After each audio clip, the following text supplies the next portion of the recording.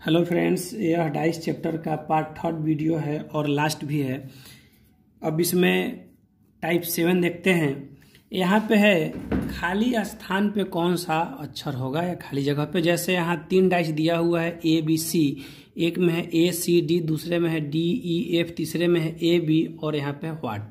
खाली स्थान पे कौन सा लेटर होगा उसको ज्ञात करना है। तो दोस्तों सबसे पहले करेंगे क्या कि विपरीत निकालेंगे, यह कुछ अलग है। तो जैसे देख लेते हैं दोनों में कॉमन डी है, तो यहाँ से डी कॉमन यदि हम लेते हैं तो क्लॉकवाइज चलेंगे तो सी और ए होगा, सी और ए। इसमें डी यदि लेते हैं तो इसमें एफ और ई चलेगा, एफ और ई। इसका मतलब हुआ कि ए का विपरीत ई हुआ और सी का विपरीत एफ हुआ। जब यह 4 आ गया तो बच गया क्या, डी का विपरीत दोस्तों बी होगा, क्योंकि ए से एफ तक दिया हुआ है।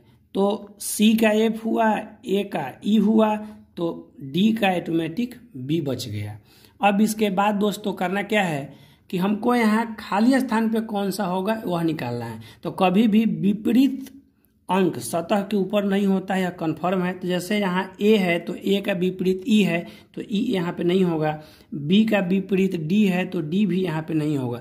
कहने का मतलब कि ए और बी तो दिया हुआ है, तो कौन सा लेटर यहाँ पे नहीं होगा, तो ए बी ई और डी इतना नहीं होगा। तो हो कौन सकता है, तो एक सी और एक एफ, यही 2 लेटर ऐसा है जो यहाँ पे हम लिख सकते हैं। अब चेक करना यह है कि इन दोनों में कौन सा लेटर हो सकता है। तो दोस्तों यहाँ सी रख के यदि हम देखते हैं तो ए सी होगा यहाँ पे, यहाँ भी ए सी, दोनों मैच कर जाएगा। दोनों मैच करने के बाद डी का विपरीत बी, यहाँ पे भी है डी का विपरीत बी, मतलब यह सही हो सकता है। यदि हम यहाँ पे सी रखें तो ए और सी यहाँ का, तीसरा का और पहला का ए और सी मैच करेगा, तो जो शेष बचता है तो यहाँ डी बचेगा और यहाँ बी एक दूसरे का विपरीत होगा। और पहले से भी हमको डी का विपरीत बी दिया हुआ है, मतलब यहाँ पे सी ही होगा।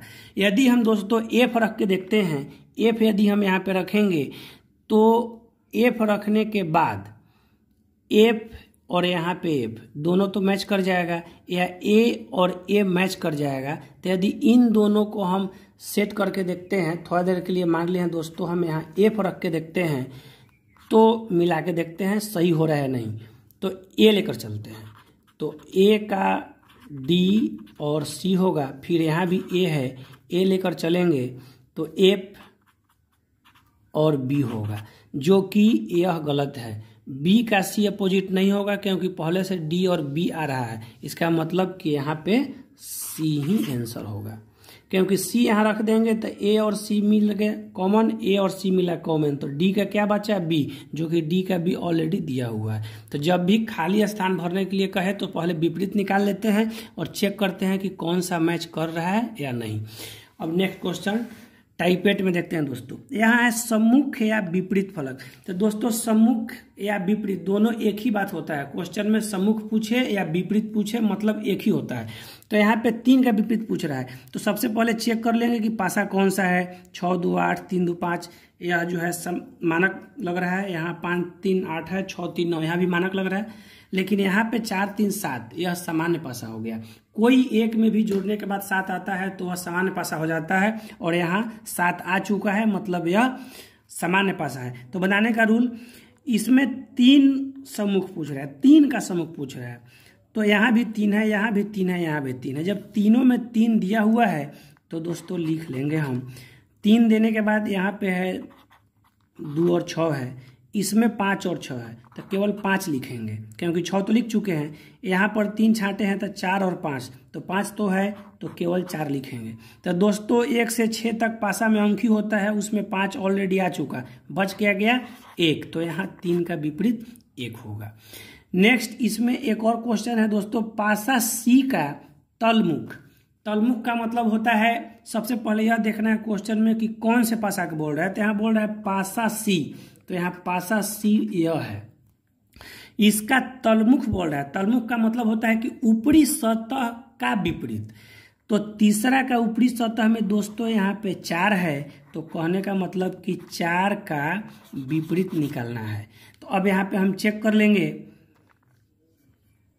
कॉमन विधि से कि कौन सा मैच कर रहा है। यहाँ पे देखते हैं दोस्तों, तो 6 और 5 और कहीं पे तो मैच नहीं कर रहा है, 4 3 नहीं कर रहा है मैच। यहाँ देखते हैं दोस्तों 3 और 6, यहाँ भी 3 और 6 दोनों मैच कर रहा है। इसका मतलब है कि 2 का विपरीत 5 हुआ। एक तो विपरीत निकल चुका मेरा। अब दूसरा मिलाकर देख लेते हैं। यहाँ पे 5 का 3 है और यहाँ भी 5 3 मिल रहा है, तो 4 का 6 कन्फर्म हो गया, 4 का 6। दोस्तों यहाँ 4 का विपरीत 6 होगा। दोस्तों टाइप 9 क्वेश्चन देखते हैं। इसमें बेलनाकार फिगर दिया हुआ है और 6 कलर है। इसमें भी एक मिसिंग अंक है, उसको निकालना है। तो सबसे पहले दोस्तों जो भी कलर दिया है उसका विपरीत निकाल सकते हैं, और इसका एक और शॉर्ट ट्रिक है, उसे भी बनेगा, लेकिन विपरीत का जो तरीका है वो हमेशा ध्यान में रहेगा तो अच्छा है। तो सबसे पहले दोस्तों हम विपरीत लेते हैं।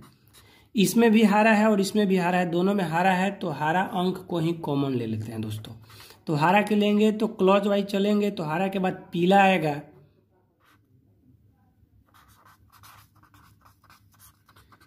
पीला के बाद दोस्तों ब्लू आएगा।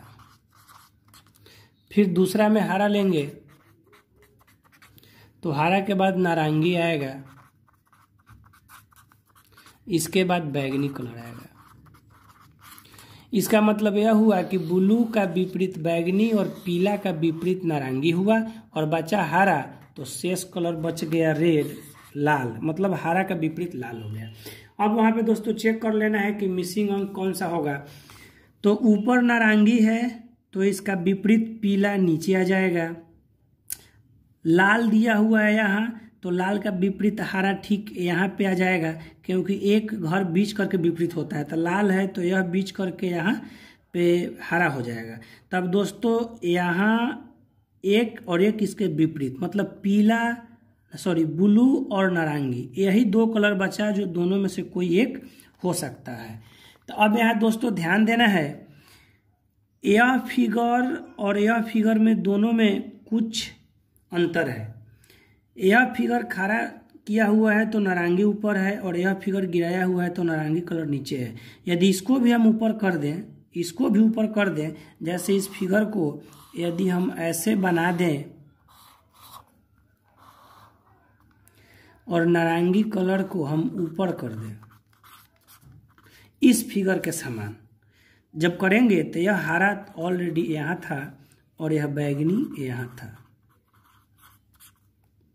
यह फिगर और यह फिगर दोनों सेम मैच कर रहा है। तो दोस्तों यहाँ लाल के जस्ट बाद कौन सा कलर होगा?